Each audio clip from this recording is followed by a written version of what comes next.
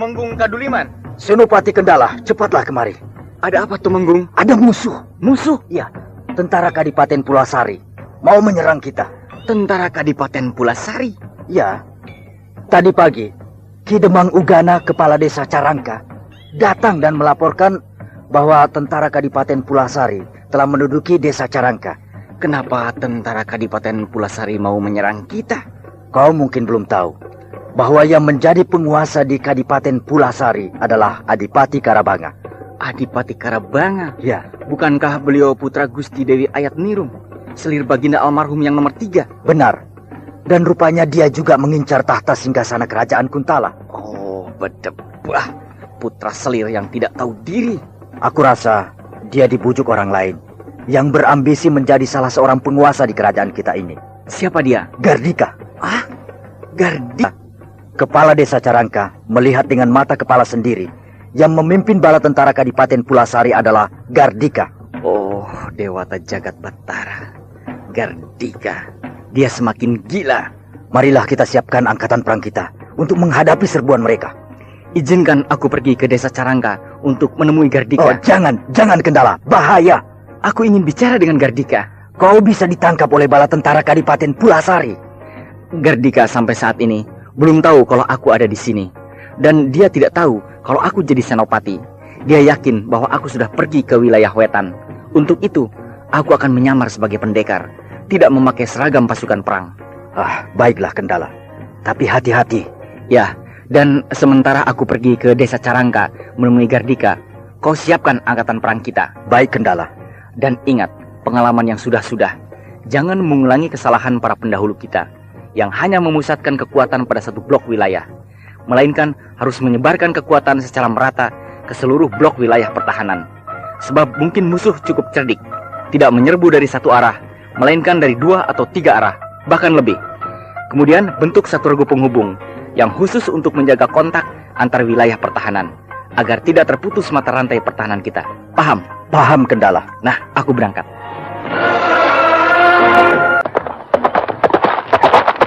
Berhenti! Wah, 10 orang anggota pasukan perang Kadipaten Pulasari mencegat aku. Siapa kau? Saya Kendala, Paduka.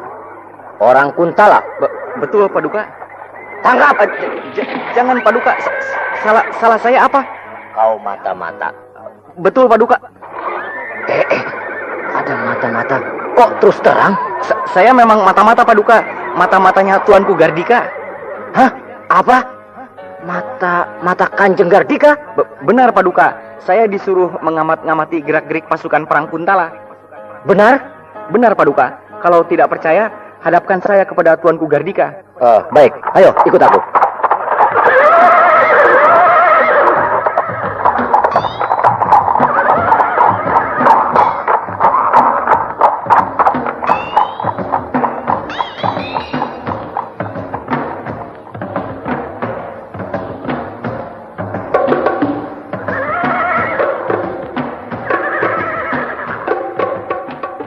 Nah, itu Kanjeng Gardika sedang ngobrol dengan 2 orang bawahannya.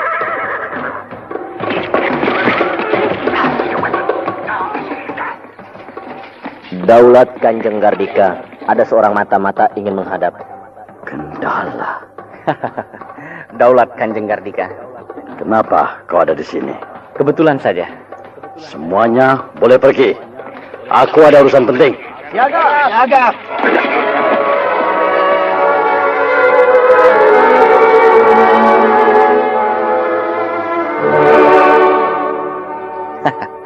Aku memang tidak kemana-mana, Gardika, melainkan pulang ke rumahku di Kuntala.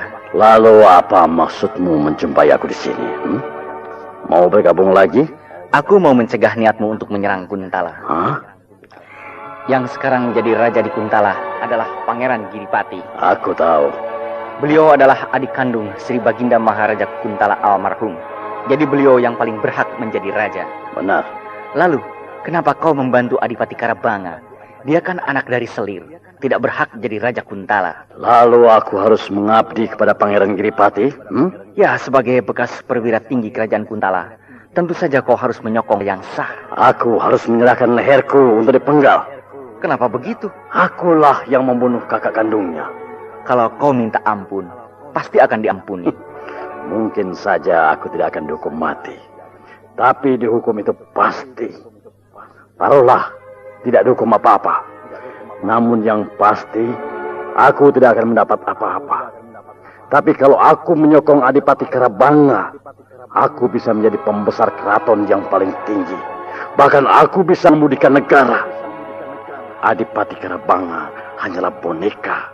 Sedangkan yang mengendalikan pemerintahan adalah aku, Gardika. Alasanmu bisa diterima. Tapi apakah kau tidak iba terhadap negeri kita yang semakin merana? Maksudmu? Selama 5 tahun dilanda perang saudara, rakyat sangat menderita karena negeri tidak aman. Negeri kita sedang merana. Janganlah kau tambah kesengsaraan rakyat dengan kekerasan senjata dan pertumpahan darah, saling bunuh di antara kita sendiri. Setelah aku menjadi orang yang paling berkuasa di kerajaan Kuntala, barulah negeri Kuntala akan aman, damai dan sentosa. Tapi kau dan Adipati Karabanga tidak akan mendapat sokongan dari rakyat. Sebab rakyat tidak sudi diperintah oleh seorang raja yang tidak berhak duduk di tahta singgasana kerajaan Kuntala. Apa sih rakyat itu? Kenapa harus takut kepada rakyat? Bagaimanapun juga, mereka akan tunduk kepada yang berkuasa. Apalagi kalau penguasa itu didukung penuh oleh angkatan perang. Beranikah rakyat melawan angkatan perang? Tidak mungkin. Kau tidak bisa berubah, Gardika. Tetap saja menganggap kekuatan senjata adalah nomor 1. Ingat pengalaman masa lalu ketika kau menjadi penguasa di kerajaan Madangkara. Kau meremehkan kekuatan rakyat. Akhirnya kau tumbang. Kekuasaanmu runtuh oleh kebangkitan rakyat. Kekuatan rakyat jangan dipandang remeh, Gardika. Madangkara lain dengan Kuntala. Dulu aku memimpin sebuah negeri jajahan. Tetapi sekarang aku akan memimpin bangsaku sendiri. Bangsa Kuntala. Lebih-lebih memimpin bangsa sendiri. Kalau kau tidak bisa memahami apa yang menjadi tuntutan nurani bangsamu sendiri, kau akan hancur, Gardika. Oh, jadi kau menginginkan aku membatalkan niatku ini? Ya, batalkanlah niatmu untuk menyerbu Kuntala. Pulanglah kembali ke Kadipaten Pulasari. Pangeran Giripati pasti akan memaafkanmu. Dan aku yakin Kuntala tidak akan menyerbu Kadipaten Pulasari. Enak saja kau ngomong, Kendala. Dengar, Kendala. Aku tidak mau jadi orang sia-sia. Aku ingin hadir. Aku ingin menjadi orang yang diperhitungkan. Aku tidak ingin jadi raja. Aku ingin Adipati Karabanga yang jadi raja. Dan kalau Adipati Karabanga jadi raja, aku akan menjadi orang nomor 1 di kerajaan Kuntala. Nah, untuk itu Pangeran Giripati yang sekarang jadi Raja Kuntala harus dinyahkan. Baiklah, Gardika. Selamat tinggal. Hei, kau mau kemana? Mau pergi ke wilayah wetan. Aku ingin tinggal di Majapahit. Daripada kau jauh-jauh pergi ke Majapahit, lebih baik ikut dengan aku. Kau pasti senang. Terima kasih, Gardika. Nanti saja, kalau aku sudah bosan di Majapahit, aku akan kembali ke Kuntala. Ya, terserahlah kau.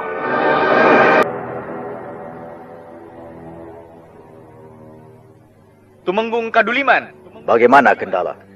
Wah, gagal. Gagal? Aku tidak berhasil membujuk Gardika. Dia tetap keras kepala. Pangeran Giripati harus disingkirkan. Dan Adipati Karabanga harus jadi raja. Berdebah. Ya, apa boleh buat. Kita lawan mereka. Tapi kau bisa selamat? Tidak ditangkap oleh mereka? Aku menyamar sebagai seorang petani.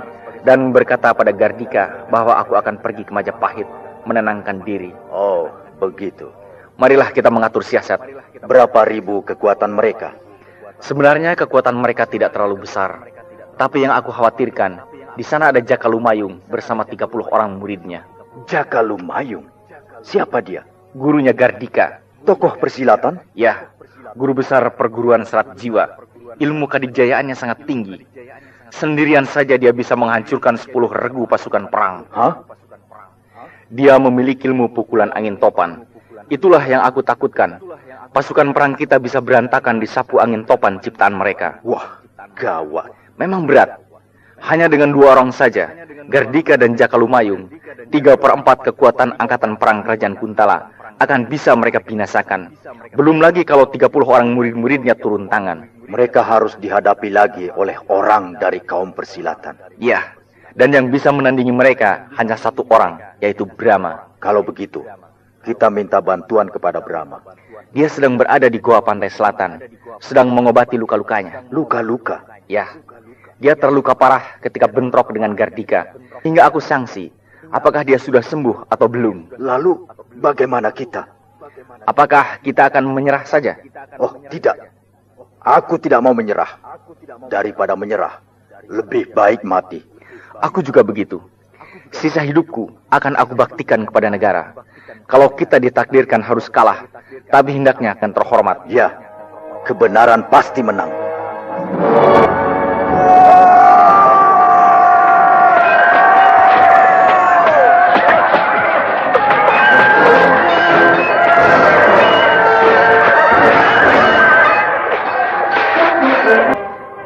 Bagaimana Tumenggung? Seperti dugaanmu, Kendala. Mereka menyerbu hanya dari satu arah, dari utara. Sombong. Mereka terlalu yakin akan menang, sehingga tidak memakai siasat macam-macam. Tapi terang-terangan bergerak hanya dari satu arah. Benar. Mereka dengan congkak berbaris petang-tang petenteng. Tapi sekejap saja menjadi kacau, gelagapan dan panik digempur oleh pasukan kita. Mereka memang bukan pasukan perang yang terlatih. Mereka berani hanya karena mengandalkan orang-orang dari perguruan serat jiwa. Tapi aku belum melihat mereka muncul. Mereka akan beraksi kalau mereka mulai terdesak. Ya.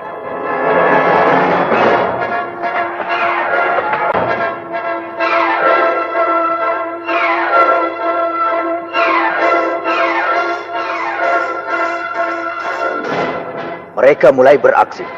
Benarkah? Ya. Kira-kira 30 orang berpakaian hitam-hitam maju serempak. Pasukan kita diobrak-abrik.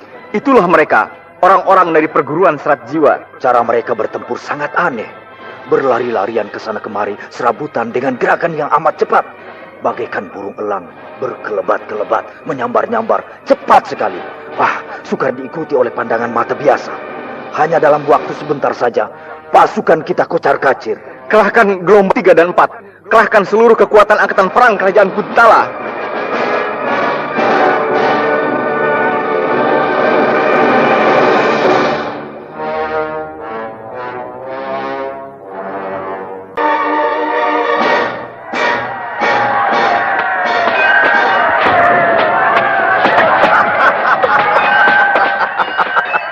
Rasakan kalian orang-orang Kuntala. Rasakan amukan kami dari perguruan serat jiwa. Hah? Lihat, pasukan Kuntala kocar-kacir hanya oleh 30 orang perguruan serat jiwa. Angkatan perang kerajaan Kuntala hancur.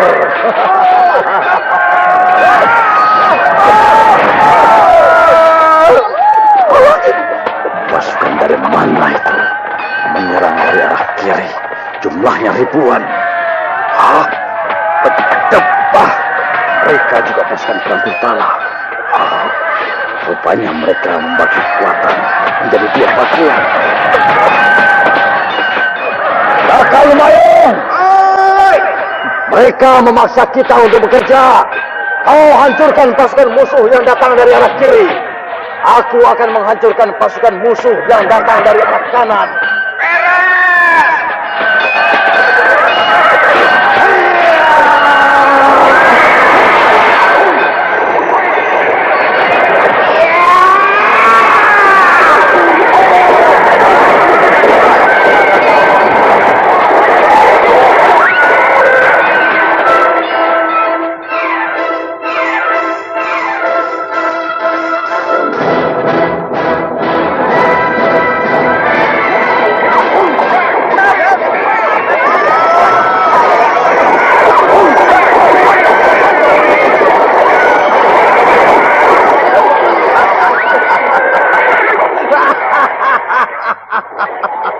Hancurlah, hancurlah kalian angkatan perang kerajaan Kuntala.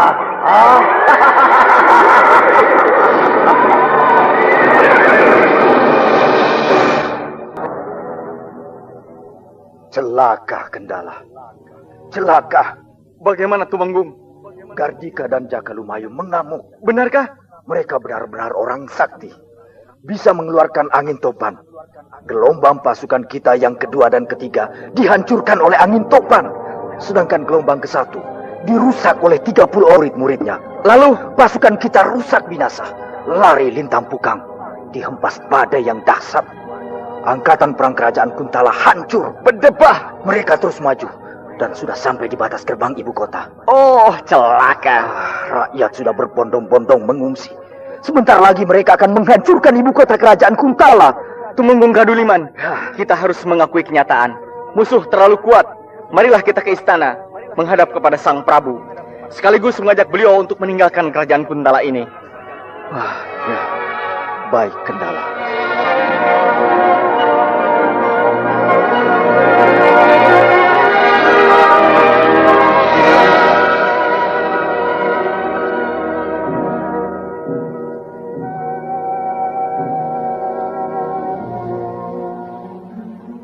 Benarkah kita kalah?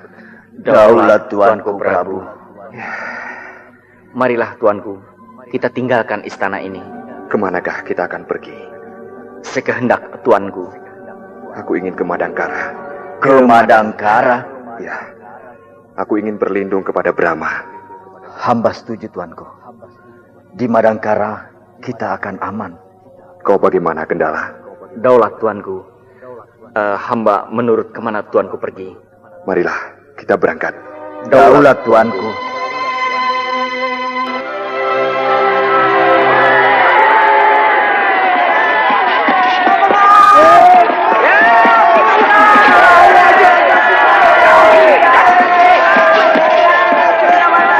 Dengar semuanya.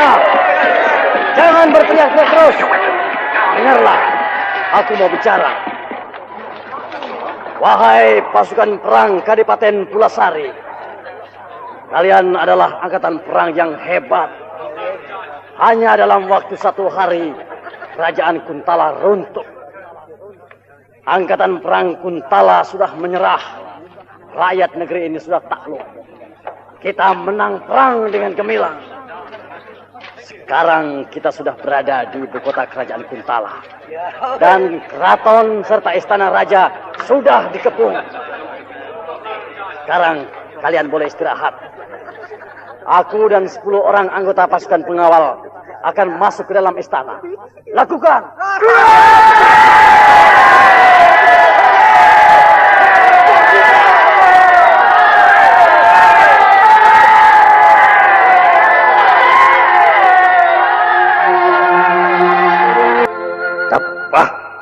Istana sudah kosong. Tidak ada seorang pun penghuni keraton yang tinggal. Semuanya sudah kabur. Juga Raja Prabu Giripati tidak ada. Oh, berdebah. Kita kejar Raja Prabu Giripati. Kita penggal lehernya. Kepalanya kita pancang di tengah alun-alun. Hiya!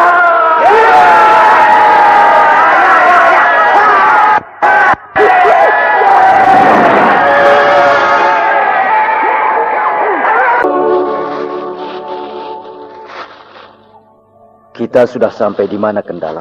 Di Gunung Cabai Tumenggung Kaduliman. Masih jauh ke Madangkara? Tentu saja Tumenggung, kira-kira 20 hari lagi. Kasihan Sang Prabu Giripati. Beliau tentu sangat berduka. Tapi saya yakin Brahma akan membantu kita. Aku jadi ingat peristiwa 3 tahun yang lalu. Ketika perang saudara antara Pangeran Jagatnata dengan Pangeran Wangsa Kalumbara. Kami juga mengungsi seperti ini. Persis suasananya juga seperti ini. Dan aku tidak mengira peristiwa itu akan terulang kembali. Waktu itu dikejar-kejar atau tidak, Tumenggung? Tidak. Ya, semoga sekarang juga musuh tidak berniat mengejar kita. Ada asap. Mana? Itu di depan kita, terhalang oleh pohon-pohon.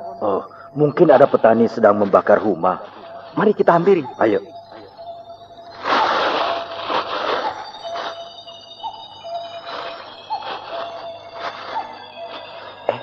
Pengemis? Iya, pengemis tua. Pakaiannya jelek sekali. sedang membakar singkong. Kebetulan aku sedang lapar. Jangan. Malu. Kenapa harus malu? Kita para pembesar keraton minta singkong kepada seorang pengemis. Dalam keadaan begini, perbedaan kasta sudah tidak nampak lagi. Senasib dan sepenanggungan. Dari kemarin kita belum kemasukan nasi. Begitu pula Sang Prabu. Tentu beliau pun merasa lapar seperti kita. Ya, baiklah. Mungkin Dewata kasihan pada kita. Sehingga kita dipertemukan dengan seorang pengemis yang akan memberi kita makanan. Sampurasun. Rampes. Waduh, sedang apa nih? Iya, bakar singkong. Oh, Aduh, kebetulan ya. kebetulan. Iya. Kebetulan apa Kisanak? Iya, datang bala bantuan. Bala bantuan? Iya, bala bantuan untuk menghabiskan singkong. Oh. Ya, saya pengemis tadi pagi ke desa Inohong. Bukannya dikasih uang, malah dikasih singkong. Banyak lagi, satu keranjang penuh. Ini untuk lo lihat. Iya, banyak sekali. Ayolah, ambil semuanya dan bakar sendiri. Kita pesta singkong bakar. Terima kasih. Bangga. Pasukan, siaga. Ada rezeki nih. Ayo bagi-bagi yang rata. Buat api unggun, kita bakar singkong rame-rame. Tapi awas, hati-hati. Apinya dijaga supaya hutan ini tidak terbakar. Siaga.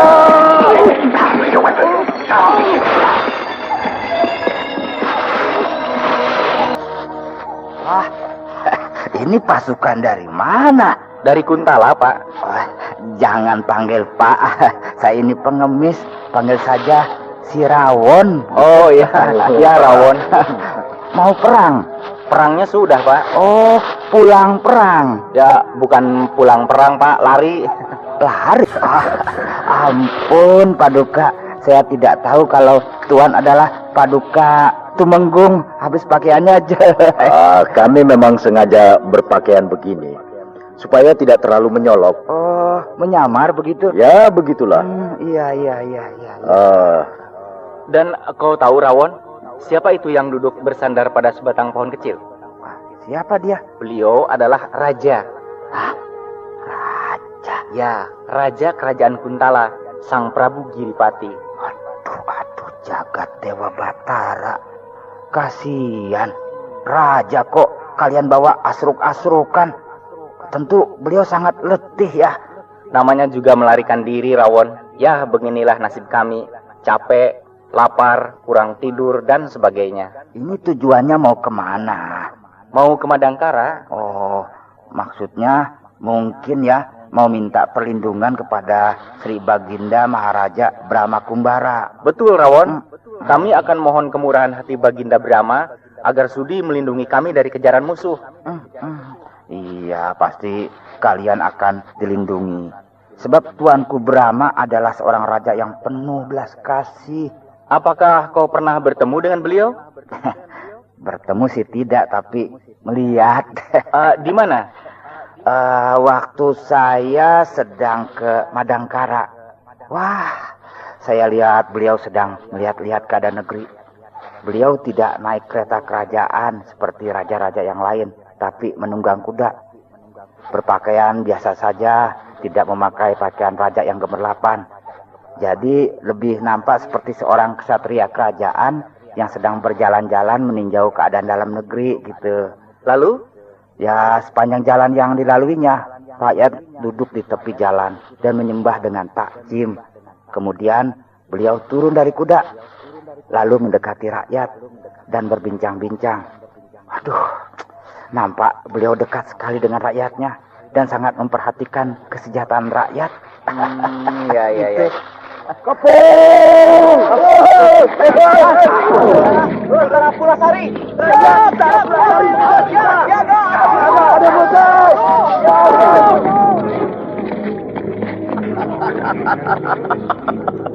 Menyerahlah Prabu Giripati. Kemanapun kau lari, aku akan mengejarmu. Celaka, Gardika.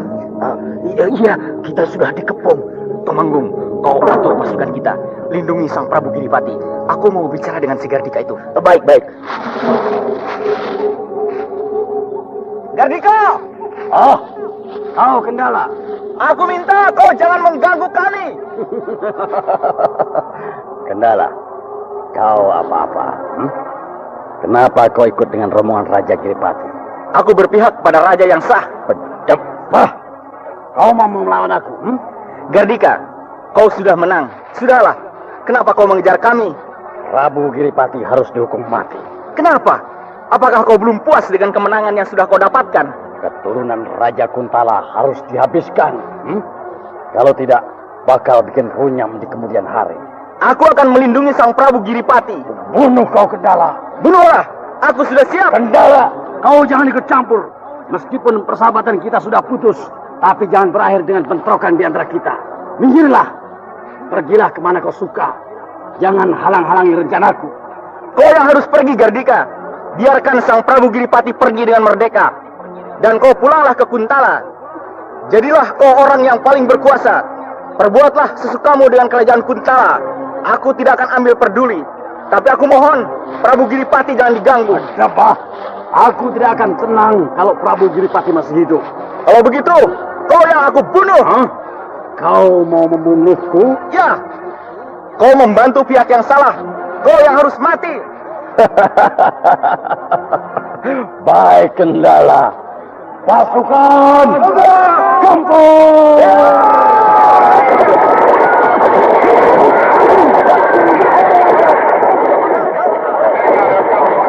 Wah, Jumpalitan.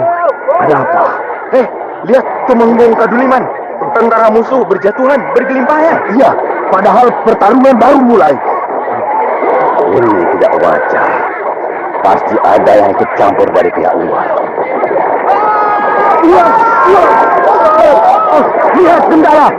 Musuh semakin kacau. Ya, semakin banyak yang jatuh. Itu dia. Ada serangan gelap dari arah kiri. Ya, beberapa senjata rahasia meluncur dari arah kiri.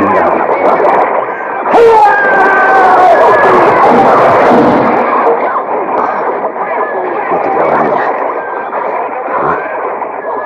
Seorang pengemis duduk nongkrong di atas sebuah batu. Hei, siapa kau? Pengemis, Tuan. Kenapa kau menyerang pasukanku? Menyerang? Kau jangan pura-pura. Kau menebarkan puluhan paku-paku senjata rahasia ke arah pasukanku. Sehingga anak buahku banyak yang mati. Bukan paku. Ini tuh. Cuma biji kacang. Biji kacang? Ya, ini lihat. Tuh, biji kacang tanah, kan? Tuh, lihat. Kau hebat orang asing. Biji kacang tanah bisa kau jadikan senjata rahasia yang membunuh beberapa orang anak buahku. Tidak. Cuma iseng-iseng. Kalau anak buahmu lapar gitu, lalu aku beri kacang tanah. Depah. Kenapa kau membantu pasukan Kuntala? Oh, ya karena aku orang Kuntala. Semua tokoh-tokoh Dikjaya yang ada di negeri Kuntala aku tahu. Karena aku orang Kuntala. Tapi aku belum pernah melihat kau. Bohong. Kau bukan orang Kuntala. Kau jangan ngaco. Kalau kau orang Kuntala, kenapa mau mencelakakan rajamu sendiri? Itu urusanku. Kalau gitu, pergilah sana. Jangan ganggu aku. Depah. Apa kau pikir sudah bisa membuat biji kacang-kacang tanah menjadi senjata rahasia itu sudah hebat? Sebuah ilmu tenaga dalam yang paling rendah.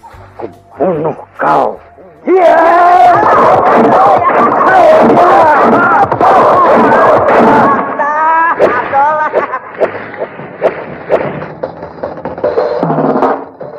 Kendala, lihat. Tentara musuh itu sekarang tidak berjumpalitan lagi. Iya, dan Gardika juga tidak ada. Benar. Tadi dia berdiri di sana dekat pohon randu. Tapi sekarang tidak ada. Hati-hati Tumenggung.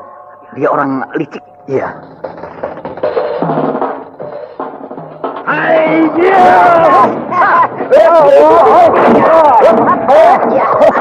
Adalah.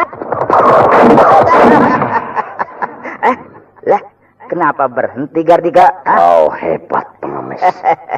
Aku tidak ada waktu untuk meladeni kau. Sebab aku harus secepatnya meringkus Prabu Giripati. Untuk itu, aku akan membunuhmu dengan cepat supaya kau lekas mati dan tidak ikut campur lagi. Gardika, bilang saja kau ingin memamerkan ajian serat jiwa. Kau tahu ajian serat jiwa? Siapa yang tidak tahu pada ilmu picisan yang sudah usang itu? Semua orang juga tahu, anak kecil juga tahu. Ajian serat jiwa kau katakan ilmu picisan? Iya. Ajian serat jiwa itu ilmu kedikjayaan yang tidak ada gunanya sama sekali. Dan aku heran, kau sangat bangga baru bisa menguasai ajian serat jiwa yang sia-sia itu. Siapa kau? Jawab. Akulah Sirawon, alias pengemis sakti yang menciptakan ajian serat jiwa. Jangan ngawur. Belum selesai aku tulis, bukunya sudah dicuri oleh si Arya Gandar Sametan. Ngerti? Kau tahu guru besar Ki Arya Gandar Sametan? Iya, tentu saja. Dia kan maling besar. Apa? Nah, lalu buku itu diberikan kepada anaknya, si Jaka Lumayung. Kau tahu banyak tentang cikal bakal perguruan ajian serat jiwa. Alah, kan sudah aku katakan bahwa akulah yang menciptakan ajian serat jiwa itu. Walah, jadi bingung ya. Lantas ketakutan ya. Tidak. Kau bohong. Aku tidak percaya. Ya, kalau tidak percaya ya sudah. Aku juga tidak memaksa kau untuk percaya padaku. Buktikan kata-katamu. Kalau kau pencipta ajian serat jiwa, tentu kau bisa menahan seranganku. Silahkan. Kau mau menyerang aku dengan ajian serat jiwa tingkat keberapa? Tapi aku yakin kau belum sampai pada tingkat ke-10. Tingkat yang terakhir itu. Kau tahu tingkatan dalam ajian serat jiwa. Pencipta masa tidak tahu kepada apa yang diciptakannya. Baik. Ayo. Tahan ini. Ayo.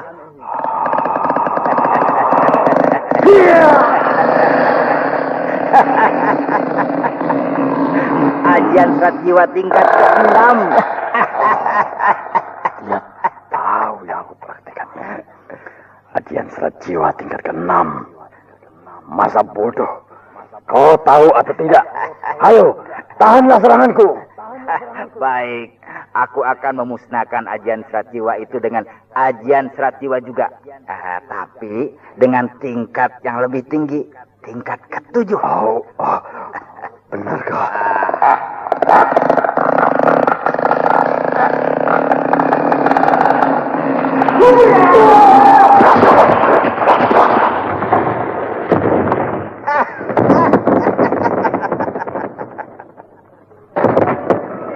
Kendala.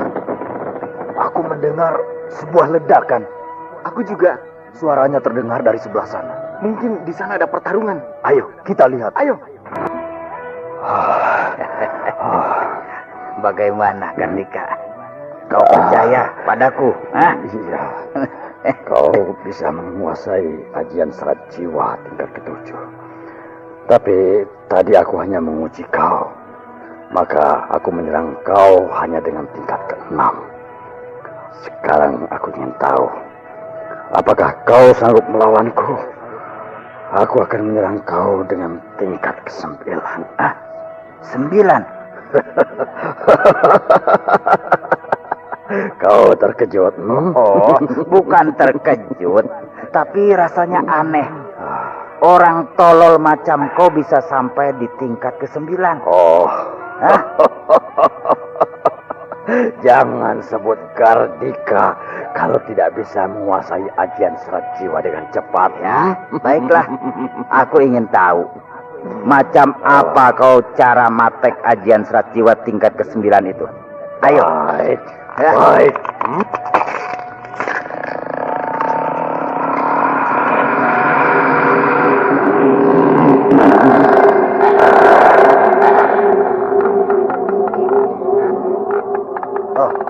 Lihat Kendala. Gardika dan si pengemis itu sedang berhadap-hadapan. Seperti mau bertarung. Ya, aku sudah menduga si pengemis itu pasti seorang tokoh yang sakti.